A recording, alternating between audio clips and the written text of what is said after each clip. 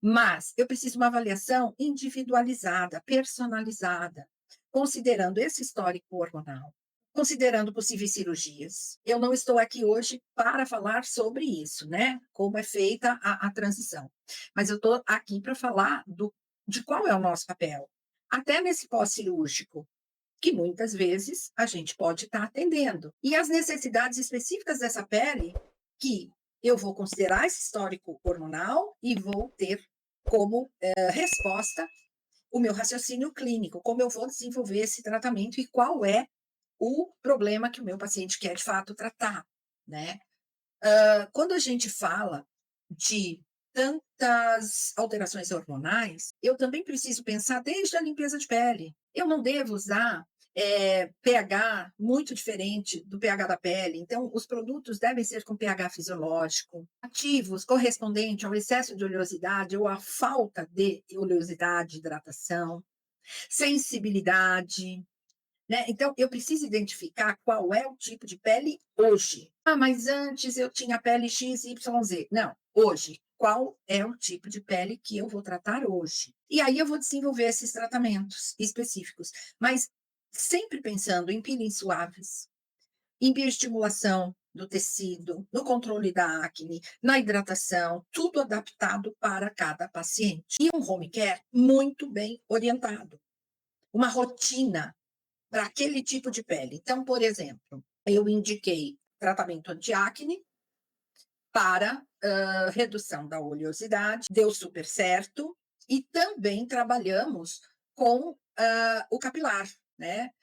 Crescimento de fios, crescimento de barba. E aí eu percebi com um dos pacientes que o grande problema é que ele usava muito minoxidil, e o minoxidil é base álcool, e a base álcool ele aplicava para crescimento da barba, e eu tinha em resposta uma pele desequilibrada. Então, olha só, eu preciso pensar nisso. Ah, muito bom, estou usando. Dá para usar um tônico capilar sem álcool? Porque o álcool ele vai desajustar o pH dessa pele, ele vai trazer um efeito de desproteger a função de barreira.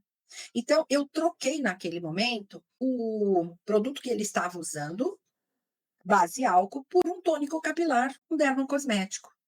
E a pele já melhorou. Então, inseri o anti-oleosidade, o anti-acne, secativo pontual, né? E também, no caso, o tônico capilar para a barba, né? Por conta de ter um crescimento de fio muito legal, e realmente teve. Você pode indicar no home care, você também pode fazer tratamentos em seu consultório, né?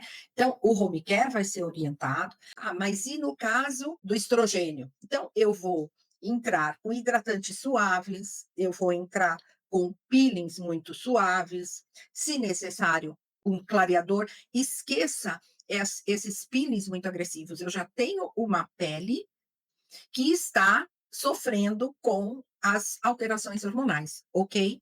Então, eu preciso não só acolher o paciente, como acolher essa pele. Eu preciso ter muito respeito por essa pele para mantê-la íntegra, saudável, que é a nossa função. E a gente tem ativos hoje maravilhosos para isso, né? A niacinamida, exossomos aqui já 2 vezes, né? O ácido mandélico, a gluconolactona, o PDRN, o ácido hialurônico, são princípios ativos que a gente pode utilizar perfeitamente. O que eu não utilizaria o retinóico, eu não utilizaria é, ácidos em concentrações muito altas, peelings mais profundos. Não é a proposta neste tratamento. Tá? Então, o que eu estou trazendo para vocês não é desenvolver exatamente o protocolo, porque isso vai ser absolutamente individualizado, mas é a forma com que nós vamos lidar com isso tudo. E olha só, eu posso, como eu falei anteriormente, entrar com os cuidados pós-cirúrgicos. Retirada da mama, né? Eu vou aí de repente fiz uma esterectomia, a gente pode entrar com a drenagem linfática, a gente pode entrar com fotobiomodulação.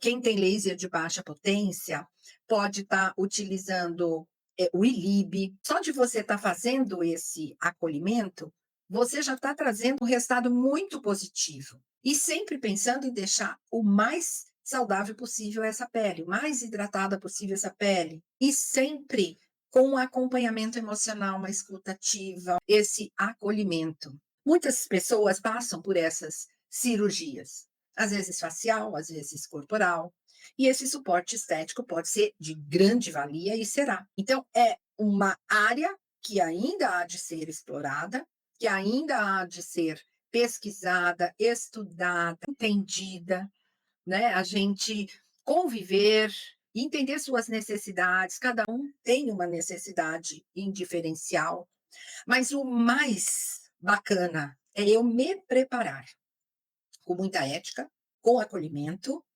e criando um espaço seguro para atender esse meu paciente. Primeiro lugar, e é aqui que eu queria chegar, linguagem respeitosa. Pergunte como você gostaria de ser chamado ou chamada. Qual é o pronome que você prefere, o nome social? Não imagine, eu acho que. Não. Como você gostaria de ser chamado? Você, na hora de fazer a avaliação, você já vai perguntar, você já vai anotar, tá? Qual pronome você vai utilizar? Essa pessoa vai te dizer exatamente como ela gostaria de ser chamada. Trabalhe com fichas neutras, né?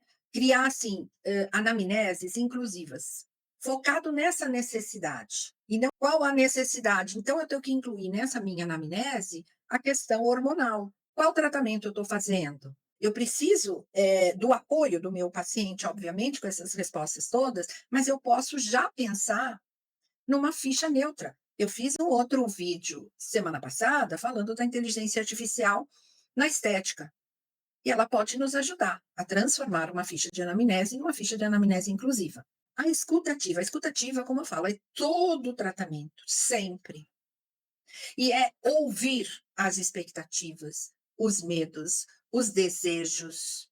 É um diálogo. Você não vai tratar o emocional dessa pessoa, mas você vai construir uma confiança com essa pessoa. E para isso eu tenho que ter ética, eu tenho que ter conhecimento, eu tenho que ter esse carinho, né, para com as pessoas. E o ambiente onde eu vou acolher esse cliente tem que ser o mais seguro possível, com privacidade, com respeito, sem crítica, sem julgamento. Seu espaço tem que ser o lugar assim onde eu falo, nossa, aqui eu me sinto super bem. Meus amigos, minhas amigas podem ir nesse profissional, porque olha, é 10. Se você tem uma equipe, treine a sua equipe para que tenha essa linguagem respeitosa, que tenha essa escuta ativa, né? Que não saia fazendo julgamentos, comentários. E isso não vale só no trans, não, gente. Eu acho super chato, já ouvi paciente falar assim: "Nossa, eu deixei de ir naquela clínica, porque uma cliente saiu, e a esteticista foi falar mal dela para mim, aí eu pensei, quando eu sair ela vai falar mal de mim também para outra pessoa, olha que chato, que desagradável, isso é falta de ética". E a estética, gente, ela é uma ferramenta de autonomia, de autoestima, de expressão, expressão identitária, sabe. Cada atendimento é uma oportunidade de transformar uma vida.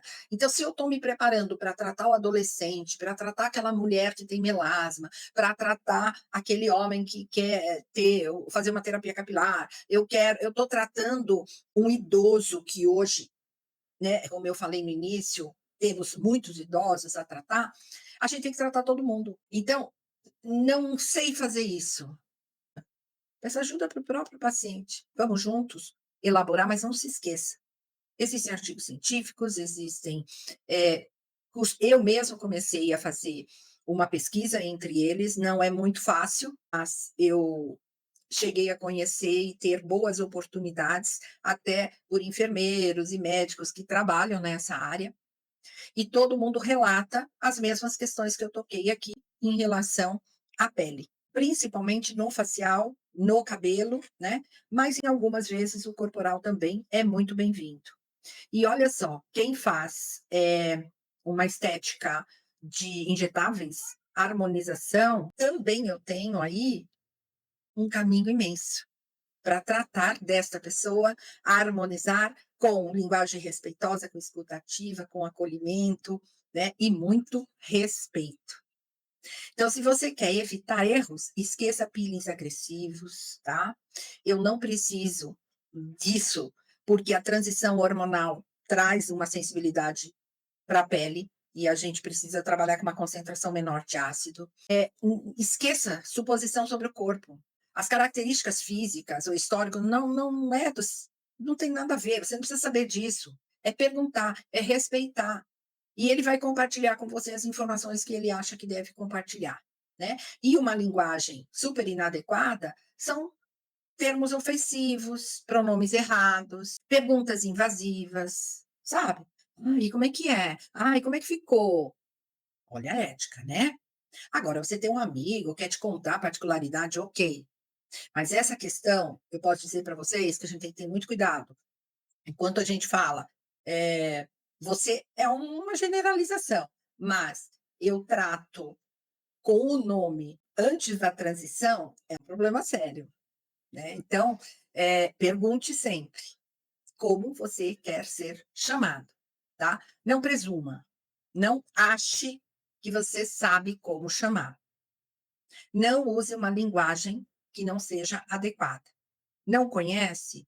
Vai ler sobre. Se você for receber um paciente trans, você já vai estar preparado e a sua equipe também, a sua clínica também. Então, quando eu trabalho com personas diferentes dentro da estética, diferente que eu digo, homem, mulher, idoso, criança, eu tenho várias formas e vários pacientes, né, individuais e personalizados, né? Eu preciso ter essa sensibilidade social. Eu preciso buscar conhecimento, eu preciso praticar mais ainda a minha empatia e realmente construir uma prática inclusiva de verdade, né? Inclusiva com muito respeito. E o que eu queria deixar para você hoje, de dica, né? Que o nosso toque e o toque da estética vai muito além da pele. É sobre enxergar aquela pessoa por inteiro, né? Não é só um corpo, não é só o que a gente vê. Nós, como profissionais da estética, a gente quer respeito, então vamos dar o respeito e vamos trazer essa inclusão nos nossos atendimentos também. Nós temos esse poder de unir a ciência com a empatia, técnica com humanidade. Ciência é conhecendo, conhecimento técnico sobre hormônios, os protocolos, cosmetologia, princípios ativos, né? Respeito é ética, linguagem inclusiva, um espaço seguro, acolhedor, não é ficando expondo as pessoas, né? E a beleza é a ferramenta de afirmação, de autoestima, expressão de identidade. A estética que inclui, ela não é apenas uma técnica, ela é um compromisso com a dignidade humana, com a transformação de vidas. E é sobre isso, né, que eu queria falar com você apenas para que a gente possa introduzir tudo isso na nossa clínica, nas nossas aulas, nos nossos tratamentos, para que a gente evolua junto com as necessidades. Eu sei que tem muitas pessoas que falam assim: ah, eu só atendo mulheres, eu não atendo homens, ah, eu só atendo este gênero, não atendo o outro. Tem pessoas que têm uma dificuldade de atender pessoas diferentes, né? Mas eu acho que isso não cabe na área da saúde. Se a gente quer ser um profissional reconhecido na área da saúde estética, a gente tem que ter uma visão que a gente está tratando um ser humano. E eu comecei essa live dizendo para vocês que o que me trouxe até aqui foi exatamente ter atendido, porque eu tenho amigos trans, mas cliente é diferente, né? E aí, quando eu vi a dificuldade das alunas em atender um transgênero, eu fiquei preocupada. Eu falei, a gente não está preparado para isso. E eu me lembro que quando eu comecei a trabalhar com pós-cirúrgico, foi exatamente sobre isso. Porque naquela época ninguém atendia pós-cirúrgico. São muitos anos que se passaram e eu fui uma das precursoras em pós-cirúrgico. Só que naquele momento que eu comecei a atender pós, foi quando a lipoaspiração chegou no Brasil e a gente precisava de um pós-cirúrgico, aprendemos junto, eu e os médicos. Não tinha escola que ensinasse isso. A gente aprendeu na raça, a gente aprendeu trabalhando e acertando. Mas aí eu descobri que a gente não sabia o básico sobre cirurgia plástica e eu fui estudar sobre. E agora me veio mais esse gatilho, né? Precisamos estudar mais sobre, precisamos conhecer mais sobre. Por quê? Porque nós tratamos todos os seres humanos. E olha, só para te dizer, no final da aula, O nosso cliente ficou muito feliz pelo tipo de atendimento, de acolhimento e respeito que ele teve sendo um paciente modelo, né. Foi muito legal as minhas alunas poderem ter tido essa experiência. Então é sobre isso, fez sentido para você, me dá um like, né, me segue no Instagram também, eli.zetgarcia, e comenta para mim aqui, comenta aqui nesse vídeo. Você já atendeu, você já pensou nisso, você atende paciente trans? E até o próximo vídeo, ó, um grande beijo para você.